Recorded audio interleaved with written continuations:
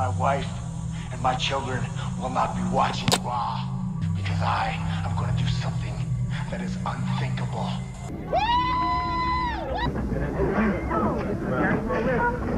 WWE superstar Chris Benoit, his wife Nancy, and their son Daniel are.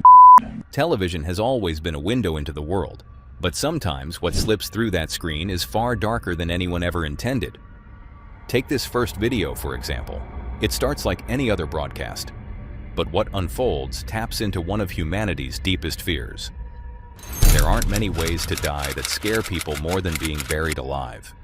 Just the thought of lying in a dark box, underground, slowly running out of air, it's a fear that taps into something primal. But for some, that fear wasn't something to avoid. It was something to turn into a spectacle, a challenge.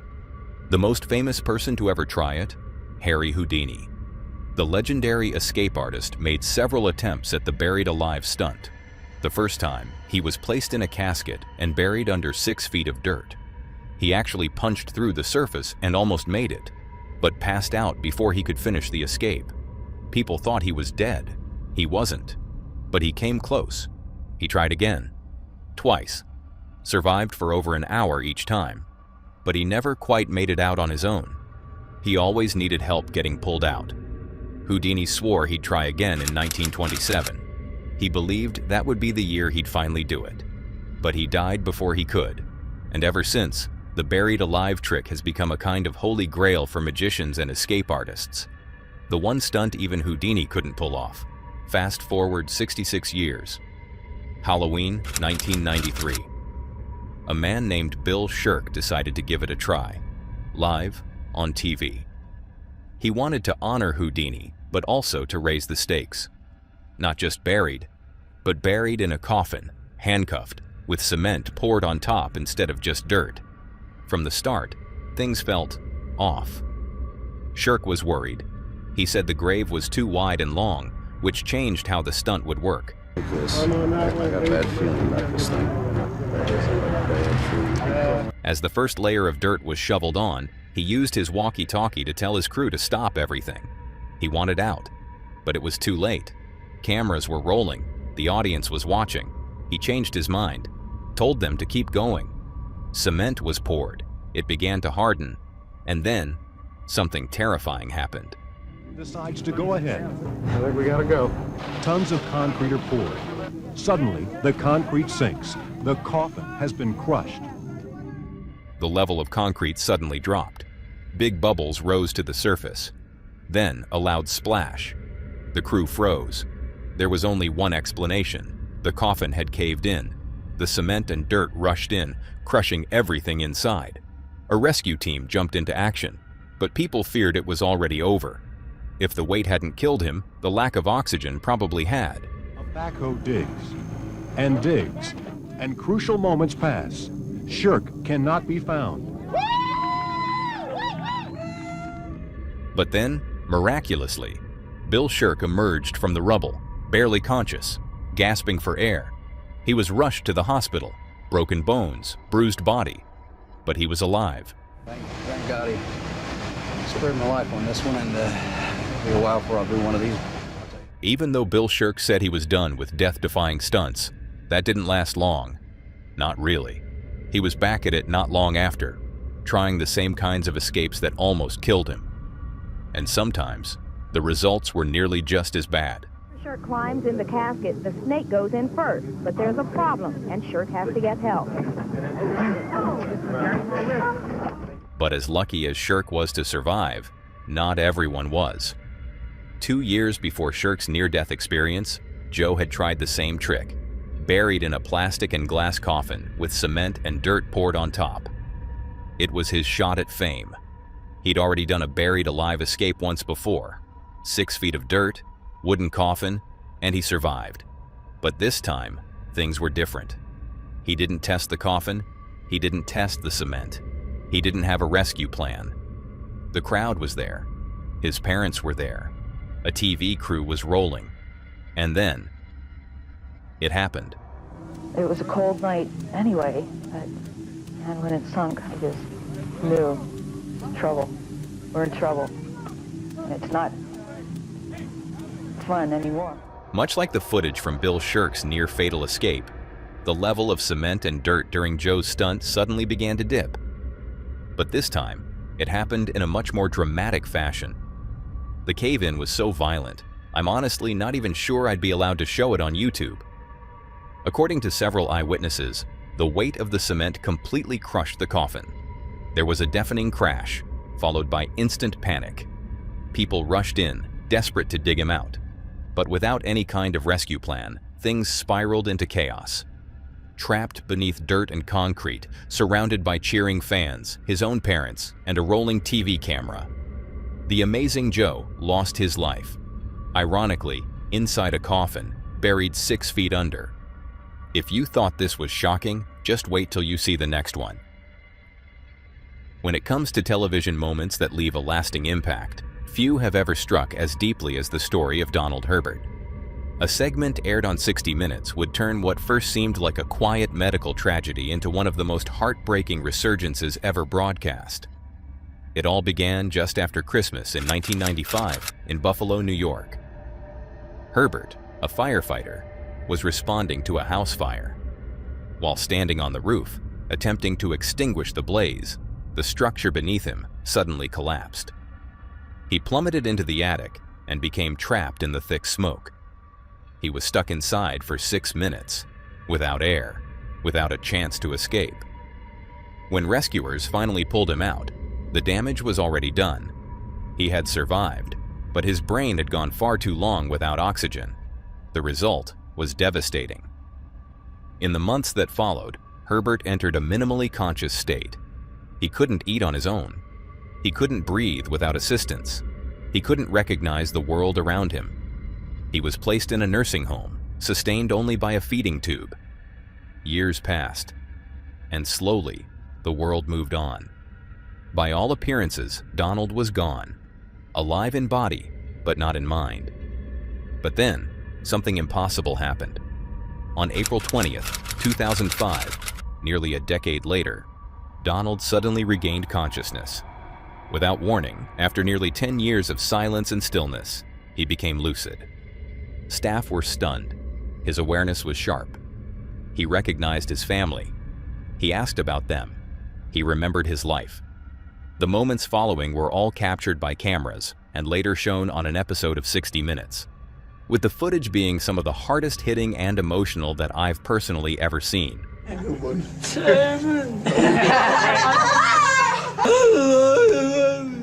How long have I been gone? Quite a while, pal. Quite a while. 10 years. The pain in discovering that he had been gone for 10 years all that time missed, robbed from a man who was just doing his job, is indescribably gut-wrenching. But it's what happens after this footage that proves to be the most upsetting. For nearly 16 hours, the newly awakened Donald Herbert spoke with his family, catching up on every detail he had missed, trying to piece together the lost decade of his life. And though his clarity began to fade in and out over time, his overall prognosis actually appeared hopeful. In the following weeks, Donald was rarely, if ever, alone. His family remained by his side around the clock, not only to cherish every second of his consciousness, but also to protect him. Since waking up, he had started to thrash violently in his sleep, as if part of him still believed he was trapped inside the burning house. To keep him safe, at least one family member stayed with him at all times, even overnight, watching over him as he slept. But one night, that routine broke. The relative on duty had grown too exhausted to continue. And for the first time since regaining lucidity, Donald Herbert was left alone. That night, the thrashing returned. Violent, uncontrolled. He flailed so forcefully that he fell from his bed, striking his head hard against the floor. The impact caused a brain hemorrhage. From that moment on, Donald Herbert was never lucid again. And 1 year later, weakened and vulnerable, he passed away from pneumonia. A final, quiet end to a story that had already taken so much. It's sad to see how hard and heartbreaking life can be sometimes, and this next video proves that once again. On the evening of June 25, 2007, WWE was preparing to go live with a special 3-hour episode of Monday Night Raw. The event, scheduled to take place in Corpus Christi, Texas, was set to feature some of the organization's biggest stars battling it out in front of a packed crowd. But as showtime neared, one name on the roster remained noticeably absent: Chris Benoit. According to fellow wrestler Chavo Guerrero, he had received a voicemail from Benoit 2 days earlier, saying that his wife Nancy and their young son Daniel had come down with food poisoning. The next day, Benoit added that Nancy was doing worse, that she had started vomiting blood. Then, in the early hours of the following morning, Guerrero received a series of strange, unsettling text messages from Benoit. Some simply listed the location of his house. Another explained where the dogs were being kept and that the side door was left unlocked. They were sent at 3 a.m. Guerrero didn't respond. He assumed he'd see Benoit later that day. He was scheduled to pick him up from the airport for that evening's show. But Benoit never arrived, and no one would ever hear from him again. Good evening. In reality, WWE superstar Chris Benoit, his wife Nancy, and their son Daniel are dead. As the clock ticked closer to the live broadcast on June 25th, news broke behind the scenes. Chris Benoit, his wife Nancy, and their 7-year-old son Daniel had all been found dead inside their home. The wrestling world was in shock. With the broadcast just hours away, WWE made a decision. The matches would be canceled. Instead, the company would use the night to honor Chris Benoit's legacy, a man beloved by fans, respected by peers, and, at the time, presumed to be the victim of a heartbreaking tragedy. And so, that evening, Raw aired a somber, emotional tribute to Benoit. Clips of his most iconic matches were shown.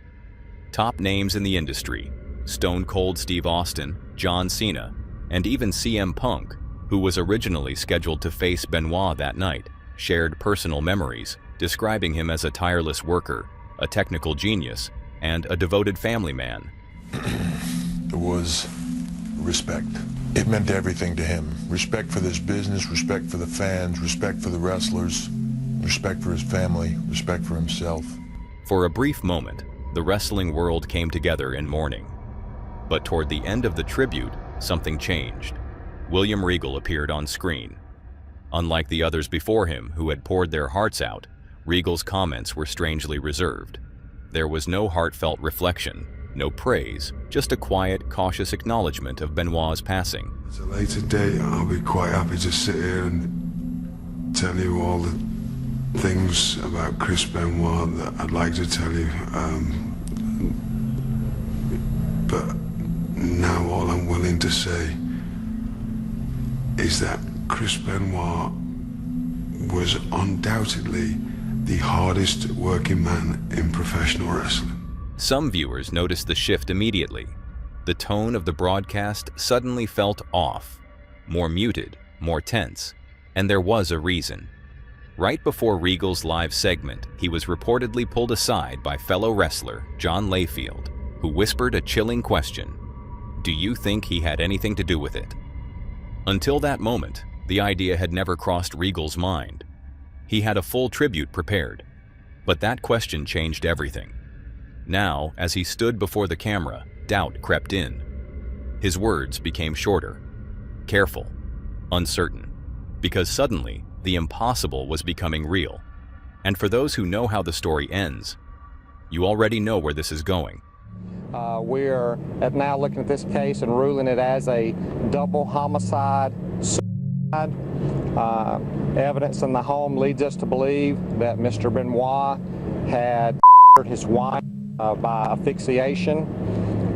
Sometime shortly after that, the same for his son Daniel. As the world mourned Chris Benoit on live TV, behind the scenes, investigators were already piecing together what really happened. And it was unthinkable. In the days leading up to the tribute, Benoit himself had taken the lives of his wife and son, before taking his own. Authorities would find that he had drugged and strangled them both, carefully placing Bibles next to their bodies. He remained in the house for over a day before hanging himself in his home gym. The exact motive has never been fully understood, but one factor stood out above the rest: his brain.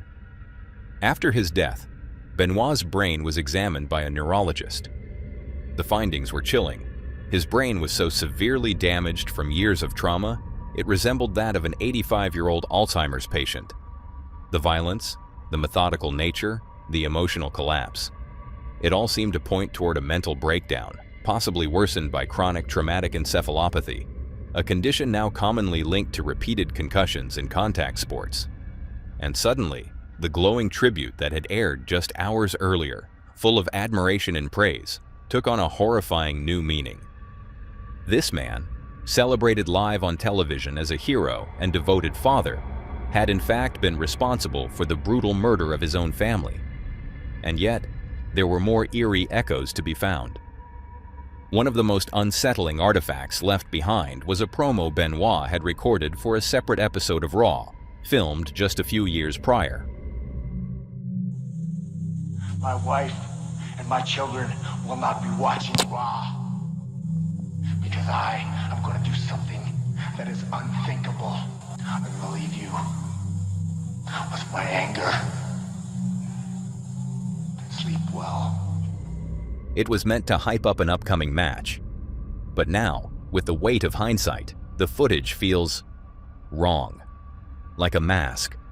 A final performance hiding something deeply broken underneath. And it's that dissonance, the image of a man so beloved, contrasted with the monster behind closed doors, that still haunts the world of wrestling to this day. Did you find this unsettling? Then brace yourself for what you're about to see next. We have one helicopter that is no more than 300 to 200 feet above this white Bronco that O.J. Simpson is in at this time. There's something strangely captivating about a live police chase or standoff. Maybe it's the unpredictability, the feeling that anything could happen at any moment as the events unfold in real time, completely unfiltered.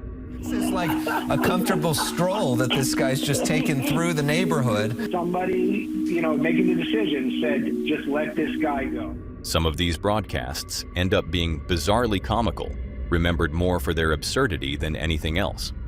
Others spiral into complete disaster. Luckily, not a lot of people are just missing those cars into that power line there. Wow, that is quite the ending to this pursuit. And throughout the history of televised chases and standoffs, there have been a few moments so jarring, so deeply disturbing, that they've left viewers permanently shaken.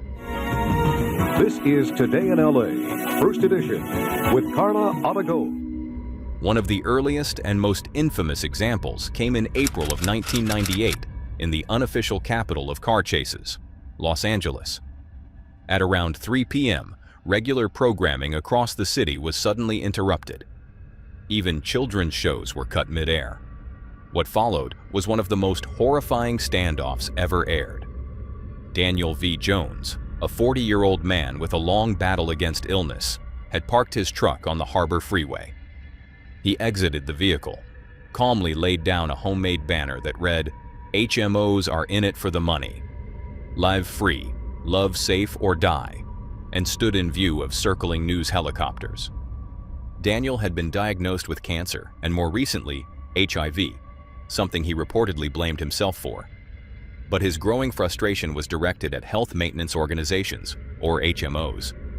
In an earlier 911 call, he criticized the industry for prioritizing profits over people, and now, standing alone on a freeway overpass, he was ready to make a statement, one that would unfold in front of a live national audience. With his dog beside him, Daniel climbed back into his truck, lit a Molotov cocktail, and set the vehicle on fire. Cameras never looked away. Viewers watched in horror as he emerged moments later, severely burned, stumbling. And then, without hesitation, he raised a shotgun and ended his life in full view of the world. Children watching after-school cartoons saw it happen. The backlash was immediate. The public was outraged. News outlets were forced to defend their decisions. But in truth, it was already too late. The damage was done. What should have been a turning point for how live incidents were handled only led to more broadcasts like it. And in 2007, another moment would unfold.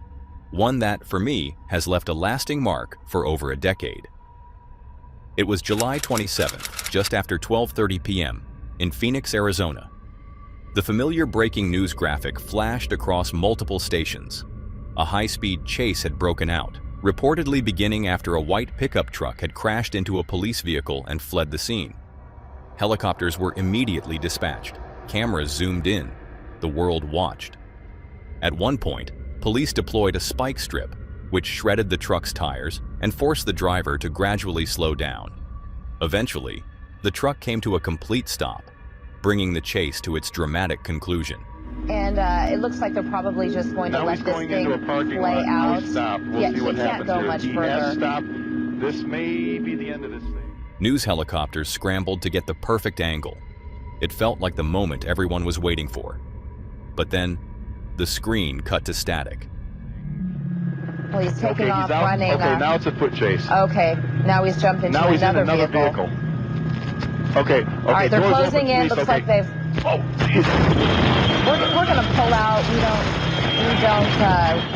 We don't know what has just happened right there. It looks like the police have closed in on him. We don't know what exactly has transpired between the police. Moments later, the broadcast abruptly returned to the studio. A sudden commercial break followed. Confusion spread. Viewers frantically switched channels, desperate to find out what had happened. And that's when the full horror became clear. He commandeered another car. Wait. I got a problem here. Okay. I got an accident. Go north. I got a helicopter down. Oh, no. Connie is telling us she has a helicopter down. Oh, no, Connie. This is unbelievable. All right, well, we're going to leave that pursuit and find out. Oh, this is miserable. This is unbelievable. Connie, can you tell us, are you getting chatter? You would know more than us right now. While one helicopter from KNXV-TV, piloted by Craig Smith with cameraman Rick Krolak, was hovering over the scene. Another chopper from KTVK, piloted by Scott Bowerbank and cameraman Jim Cox, had unknowingly flown directly into their path. Focused on filming the chase, neither crew saw the other. And then, they collided. Both helicopters plummeted from the sky. All 4 men on board were killed. It happened live, in front of an unknown number of viewers. Some of the footage captured just before the impact is bone-chilling. In the KNXV feed, you can hear faint yelling in the background. We don't know what has just happened right there. It looks like the police... In the KTVK chopper, audio picks up the crew's final moments, mere seconds before the crash. Now he's hitting eastbound, and he just hit some more barricades. Absolutely unbelievable. This guy doesn't care what he hits. It was one of the darkest moments in the history of live broadcast chases. But what made it all the more heartbreaking was what came after. Reporters, many of whom were close friends or colleagues of the victims, were now tasked with covering the deaths of the very people they had just been working alongside. Holy crap! Oh no! Oh Jesus! Oh God! Oh my gosh! Hey, oh my God! Channel 15 and Channel 3 just had a mid-air collision. Just watch that whole thing. I'm good. I'm off your nose. I'll get back with you. I think it was Scott. The grief was raw, the reactions unfiltered. News anchors wept live on air. And yet, despite all this, despite the trauma, the irreversible loss, the public outcry, the format survived. Live chases continued. Broadcasts still chase spectacle. And the cameras, they still don't look away. But what if it doesn't happen right in front of the camera, but behind it? Let's watch it unfold in the next video. Some of the darkest moments in television history are obvious. Horrific accidents, disturbing footage, tragedies unfolding live. But sometimes, the true horror doesn't reveal itself until long after the credits roll, when the cameras have stopped filming and more context comes to light. We talked about this before with the case of Renard Spivey. Ask him, he's been married for how long? Over 27 years. Over 27 Look at him though, years. he look mad. You don't look happy, brother. You don't look happy. 63-year-old Renard Spivey accused of killing his wife, 52-year-old Patricia Spivey, after an argument that turned deadly. A man who casually appeared on TV, only to be revealed years later as a killer. But the idea of murderers quietly slipping onto our screens, hiding in plain sight, is something I've found myself thinking about more and more lately. And one case always seems to come up when people discuss this: the dating game killer. In 1978, a man named Rodney Alcala appeared on the popular TV show The Dating Game, competing to win a date with Cheryl Bradshaw. He won, beating out all the other contestants. But that date never happened. Off camera, Cheryl said Rodney gave her a seriously creepy vibe, and she refused to see him again. That decision may have saved her life, because at the time this episode aired, Rodney Alcala was already deep into a killing spree. We know of at least 8 confirmed victims, but some experts believe the number is closer to 130, based on a stash of over 1,000 photographs police found in his possession. Photos of women, boys, and men, many still unidentified. What makes this even more disturbing is that Alcala told the show he was a photographer, something the host even brought up during the episode. Now let's see, Baxter number 1 is a successful photographer who got his start when his father found him in the dark room at the age of 13, fully developed. Knowing what we know now, it's a haunting bit of trivia. Unsurprisingly, this case has exploded in popularity across YouTube and true crime communities. But here's the thing, it's not just old game shows. This kind of thing has happened within the last decade, and in some cases, within just the past few years. Take Celebrity MasterChef, for example. One episode shows a split-second shot of a background chef, nothing unusual. Just a man helping the contestants serve food. But if you pause at the right frame, you'll see him, Stephen Port. At the time, no one knew who he was. He wasn't named, barely on screen. But now, he's known as the Grindr Killer. Port murdered 4 young men he met through the Grindr app, poisoning them with fatal doses of GHB, violating them, and leaving their bodies dumped like trash. These murders happened not long after his quiet appearance on the show, adding a sickening layer to that otherwise forgettable frame. It makes you wonder, how many other murderers have we accidentally seen on screen? In a crowd shot? A background extra? A game show contestant? Sometimes it's just a brief flash. Other times, they're the main character. In the summer of 2020, Worst Cooks in America was airing its 20th season. It was a big one, full of silly challenges, kitchen disasters, and fan-favorite contestants. When the finale aired on July 2nd, Ariel Robinson was crowned the winner, walking away with a $25,000 prize.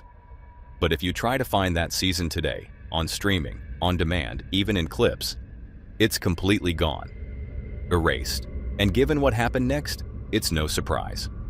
After her win, Ariel went back to normal life with her husband Jerry. The two decided to use their prize money to do something good. They fostered a young girl named Victoria, eventually deciding to adopt her. On January 6, 2021, just days before the adoption was to be finalized, Ariel tweeted, "I'm a mama bear and I'll do anything to protect my children and make sure their futures are equally bright." It sounded sweet, in line with her image as a fun, loving, goofy mom. But 5 days later, Jerry Robinson called 911. "You have an emergency. Our daughter is unresponsive. She's drunk a lot of water. We're trying to pump, CPR to get out. Our 3-year-old daughter is choking on water right now." Your 3-year-old daughter is what? Choking on water right now. We need help immediately. Okay, we'll get help on the way. Emergency services arrived at their home. They found little Victoria unresponsive on her bedroom floor. Despite efforts to revive her, she was pronounced dead. Her body was covered in bruises. Ariel claimed they came from CPR, but her story changed. Suddenly, she was blaming her 7-year-old son, saying he had anger issues. Something wasn't right, and soon, it got worse. A forensic pathologist confirmed the cause of death. Not choking, but blunt force trauma and internal bleeding. This wasn't an accident. It was murder. An investigation followed. Authorities uncovered that the day before her death, Victoria had gotten sick at church. In response, Ariel made her walk outside in her underwear yelling, "Oh, you're cold. Girls who make themselves throw up deserve to be cold." The next morning, Victoria refused to eat pancakes. That small act triggered something. Ariel dragged her up the stairs and beat her with a wooden paddle. Jerry, who was outside working, said he could hear it. For nearly an hour, he did nothing. Victoria's injuries were so severe that she began to bleed internally. She died later that day. Ariel Robinson was arrested and sentenced to life in prison. And ever since, worst cooks in America. Season 20 has been buried, removed from history. But one clip still exists, captured during a post-win interview at her home. Now I truly am not the worst cook in America. But she is the winner of Food Network's Worst Cooks in America Season 20. Yes, I am putting mayo in a glove. Ariel Robinson lives in Simpson. The camera pans across her kitchen. There, proudly hanging on the wall, is a sign. #1 Mom. The same local news station that once celebrated her would later break the story of her arrest for murder. As horrifying as that is, it's still not the most recent example of a killer being featured on TV. In January 2020, Family Feud featured the Bliefnick family, bringing laughs, cheers, and one now infamous moment. Contestant Timothy Bliefnick was asked, "What's the biggest mistake you made at your wedding?" He grinned and replied, "Honey, I love you, but said I do." Not my mistake. Not my mistake. I love my wife. I'm gonna get in trouble for that, aren't I? Yeah. The crowd laughed. It's the kind of humor that show thrives on. Sarcastic, quick, harmless. But now, it feels different. Because not long after the episode aired, things began to unravel. Timothy and his wife, Rebecca, separated. They didn't divorce right away, but things weren't good. Rebecca even filed for a restraining order against both Timothy and his father. Clearly, she feared something. Fast forward to February 23rd, 2023. Gunshots rang out from Rebecca's home. Police say 41-year-old Rebecca Bliefnick was found by a family member Thursday.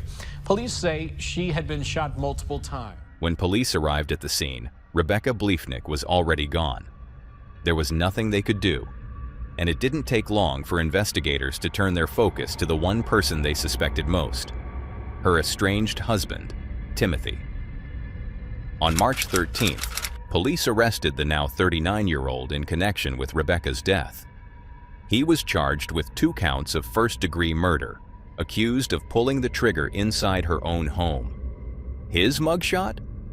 Almost unrecognizable.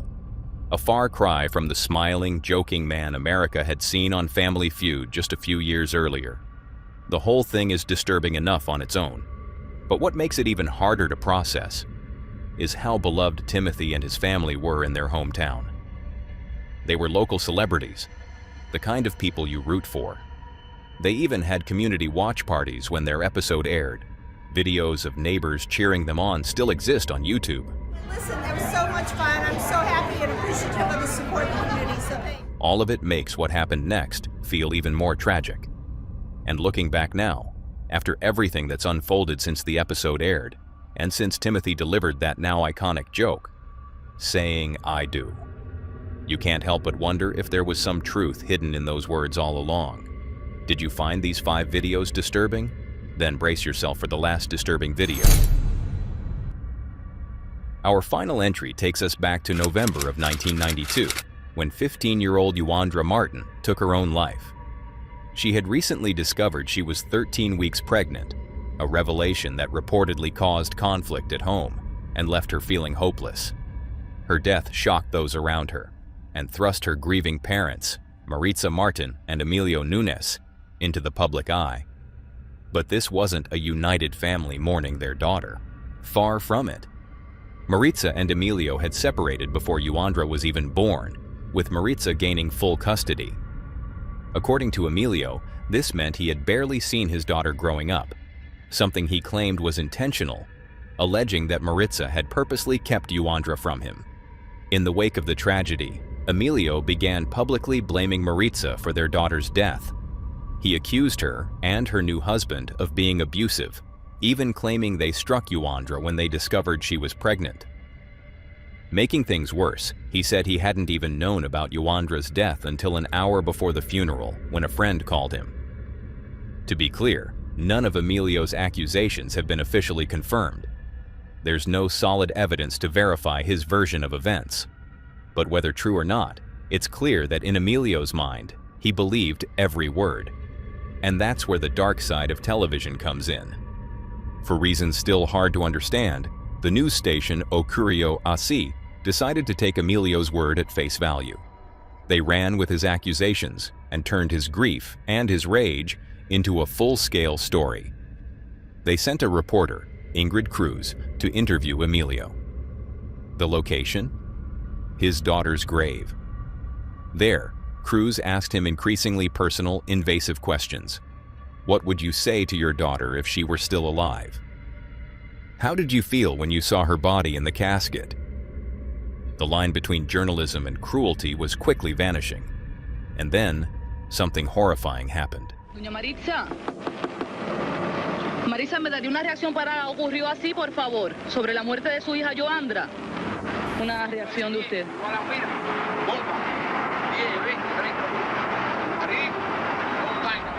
As the interview continued, Maritza Martin, Yuandra's mother, arrived at the cemetery. She had come to visit her daughter's grave, likely unaware that a film crew was there, or that Emilio was on site. As soon as she appeared, Emilio walked away. It seemed, for a moment, that he was doing the right thing. But he wasn't walking away to avoid conflict. He was walking to his car. Cruz, meanwhile, turned her attention to Maritza, bombarding her with questions. You can see it in the footage. Maritza was visibly uncomfortable, trying to ignore the cameras, trying to walk toward her daughter's final resting place in peace. Quiero saber por qué, la reacción, el por qué usted quiere esquivarnos a nosotros.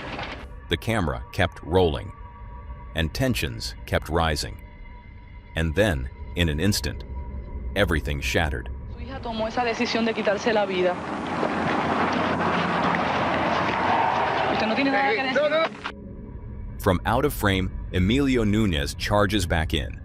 He wasn't empty-handed. He had gone to his car to retrieve a pistol. Without warning, and while the camera was still rolling, Emilio raised the weapon and fired. ¡Vámonos, vámonos! ¿Qué tú hiciste? ¿Qué tú has hecho?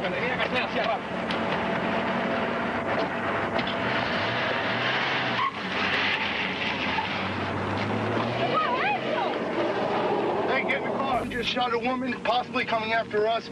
He's psychotic, man. Where am I? What funeral home am I at? ¿Cómo se llama esto? Where am I at? Somebody shot. 12 shots in total. Maritza collapsed as Emilio stood over her, yelling, "I should have done this a long time ago." By the time the smoke cleared, Maritza Martin was dead, murdered at her own daughter's grave, on camera. Emilio was arrested on the spot and later sentenced to life in prison, with the possibility of parole after 25 years. But what makes this case even more tragic is how preventable it all was. Not long before her death, Maritza had actually requested a restraining order against Emilio and was denied. Police said the order would only make him angrier. That denial came despite the fact that police were already aware of Emilio's violent temper. They had even been called to the funeral earlier after Emilio allegedly threatened to kill other members of the family. He was clearly a man in crisis, unhinged after the loss of his daughter. He needed help, not a platform. And yet, one news station not only gave him airtime, they amplified his rage, they provoked him, and they filmed as it all unfolded. One of the darkest moments ever captured on television. A moment that never should have happened, but did, because the camera never looked away. And that's all for today, folks. If you want to see more of this creepy content, click on the video on screen.